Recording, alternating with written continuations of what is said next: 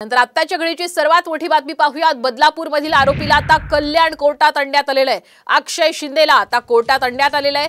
चिमुरडींच्या लैंगिक शोषणाचा हा आरोपी अक्षय शिंदे आता त्याला पोलीस कल्याण कोर्टामध्ये आणत असल्याची ही महत्त्वाची दृश्य।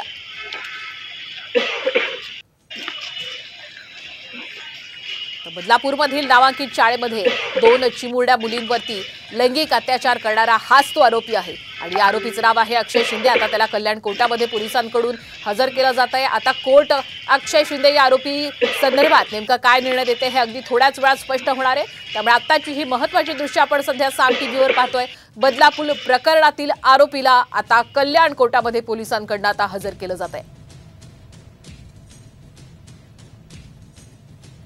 अधिकचे अपडेट घेण्यासाठी जाऊयात आमचे प्रतिनिधी अभिजित देशमुख यांच्याकडे। अभिजित, आज कोर्टामध्ये नेमकं काय काय होऊ शकतं?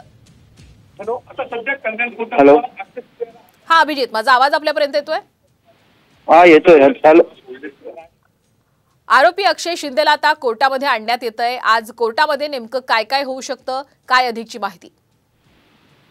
सध्या कोर्टामध्ये ज्या अक्षय शिंदेला हजर करण्यात आलंय, आता आपण म्हणजे कोर्टामध्ये प्रचंड मोठ्या प्रमाणात पोलीस बंदोबस्त देखील तैनात ठेवण्यात आलाय। सध्या त्यांची हिअरिंग सुरू आहे। काही वेळातच याबद्दल अधिकची माहिती मिळू शकते।